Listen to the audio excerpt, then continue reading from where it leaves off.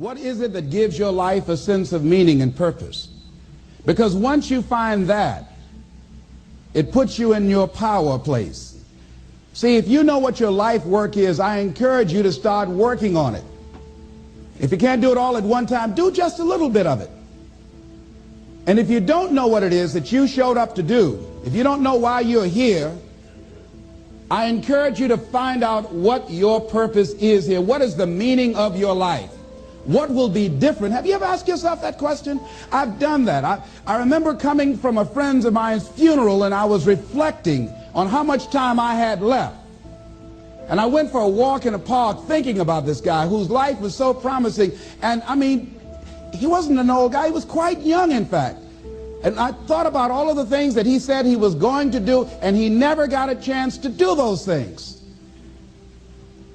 And I started thinking about my own life and how much time I had left to do the things that I would like to do. And at that time, I wasn't sure what my life purpose was, what my life's work was. I wasn't sure about it at that time. And I thought about it quite a lot. I had some idea, but I wasn't convinced. That I don't think I felt worthy. I didn't believe that it could be me to do this kind of work that I'm doing right now. And I say to you that if you begin to take a conscious effort to find out what it is that you're supposed to do, I say that it can literally save your life. I said that it can literally save your life. 85% of the American public, according to recent studies, are going to jobs that they hate, working on jobs that do not challenge them. They get sick thinking about going. Because, see, when you go to a job and you already know how far you can go, you can already see that proverbial glass ceiling. See, when you're going someplace and you already know how much you're going to make, you already know how far you can go, you're in a dead-end position. It erodes your self-esteem. It lowers your sense of yourself. It creates an inner turmoil. It creates an emptiness in you. So I say that your life is worth finding what it is that you're supposed to do. And I'm not saying quit your job. I'm saying find it and do just a little bit of it. Just start working at it just a little bit, but do find out what your work is and hold on to it, and don't let your dream go. Don't let it go. See, and here's something else I want you to begin to look at. Why is it that most people don't pursue their dreams or don't do better than what they're doing if they're capable of doing it? I think that many of us don't go the next step because we don't know what to do yet. And I say that the reason that we don't even explore the possibility of what to do is because subconsciously we don't believe that it can happen for us, and we don't believe that we deserve it. So here's what I'm suggesting. How much time do you spend working on you? How much time do you spend every day working on your dream? In the last 90 days, how many books have you read? In the last year, what new skill or knowledge have you acquired? What kind of investment have you made in you? So I'm saying that as you begin to look at where you want to go, if you want to make it today, and things are changing so fast you have to literally run to stand still, I'm saying that you've got to make some conscious effort to begin to work to develop you. Here's something else. Most people are not living their dreams because of fear, ladies and gentlemen. Fear, limited vision, and lack of self-esteem is what keep most people doing things they don't want to do. The same reason that people stay in relationships where they're abused or they're unhappy or it's unfulfilling, they can't see themselves beyond that relationship. They can't see themselves enjoying life without that person. They think that this is all that they can do. The same reason that people get stuck at a certain level in life, they can't see things being better for them. And they think that this is it and this is all they deserve. This is all they've ever seen. It's been passed on to them. And they think that this is it for them. Oh no. Looking what Dr. Blanton Smiley Blanton, who is a colleague of Dr. Norman Vincent Peale. What he said about fear, he said, fear is the most subtle and destructive of all human diseases. Ladies and gentlemen, fear kills dreams. Fear kills hope. Fear put people in the hospital. Fear can age you. Fear, ladies and gentlemen, can hold you back from doing something that you know within yourself that you're capable of doing, but it will paralyze you. And it seemed like you're in a hypnotic spell. And I ask you a question, what is the benefit? What's the benefit of allowing fear to hold you back? What's the benefit of giving up on yourself, of not stepping out on life and taking life on? What is the benefit for you? What's the plus in that? It's one of the things I had to ask myself. So I didn't want to make any mistakes. I wanted everybody to like me. I wanted to be perfect the first time I did something. It's not going to happen. You're going to make some mistakes. You're going to hurt some folks' feelings. You're going to create some enemies whenever you decide that you want to begin to take life on.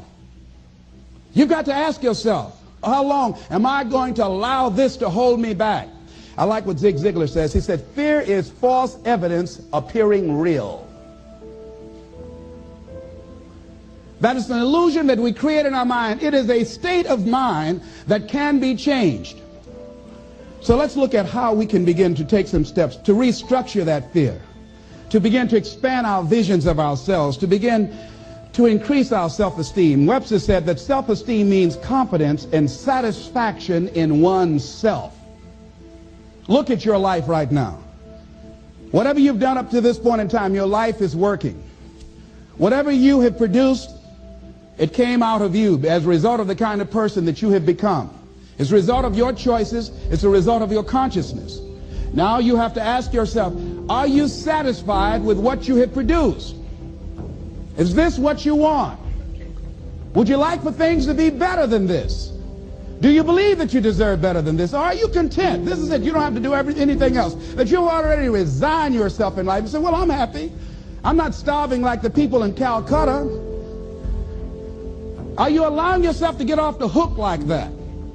Or do you believe somewhere in the back of your mind or in your heart that there's some other great work for you to do? There's something else that life has for you. And that's why you're here. How do we handle this fear factor? How do we increase our self-esteem? You have to begin to fortify yourself.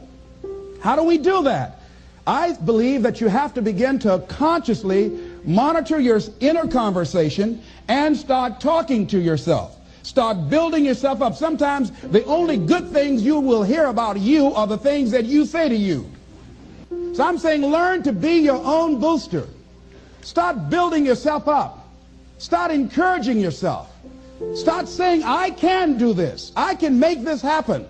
When I started thinking about becoming a speaker, I said, yes, I can do this.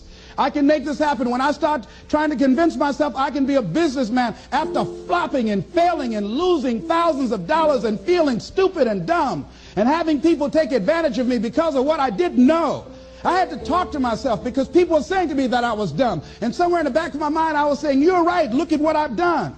I had to say, no, Les. Hey, come on, man, get yourself together. You can handle this, you just haven't figured it out yet. It's all right. This is your training period. This is the tuition you have to pay for what you don't know. You can do this. Other people have done it. It doesn't take an Einstein. Get you some people that can teach you some stuff that you don't know. Get you some people that have done it successfully and learn from them. Take some seminars, workshops, read some books on how to manage a business. Change the way you see yourself and begin to tend to the personal details. Understand that nobody's going to take care of your business better than you. And when I start changing that kind of mindset of beating myself up because of my mistakes and start looking at the possibility of my doing better, of my making the adjustment that would enable me to do what I want to do successfully, things begin to change. And I say, stop beating up on yourself. You do it. I know you do it. I've done it. It's a natural inclination for us to put ourselves down. See, we are born negative, I think, in a negative consciousness because we live in a negative world. Here's some other things, ladies and gentlemen. Begin to guard your mind against negative programming, like turn off the television. Don't watch the news. So you've got to guard the kinds of things that you put in your mind. See, if you don't program your mind will be programmed, because human beings are goal-oriented. That's why we die of broken hearts early. That's why we're running through life to early graves. We're going through life, ladies and gentlemen, and I think that Henry David Thoreau said that most men live in quiet desperation. Most of us go through life running scared. So we created this in our minds, false evidence appearing real. We made it real in our minds. That's why Churchill said there's nothing to fear but fear itself. That's the destructive monster. So turn off things that can contribute to your fear. Turn a deaf ear to people that all they can do is talk about how negative things are, because they have bought into the consciousness of the world. Start attending workshops, seminars, listening to tapes on a daily basis to begin to recondition your mind, to retrain your thinking. Faith comes by what? Hearing and hearing and hearing. Listen to things that can empower you, that can enable you to create a new reality for yourself, and a new life for yourself. You might appear to be strange around most people. You know, most people think you're strange if you're happy today.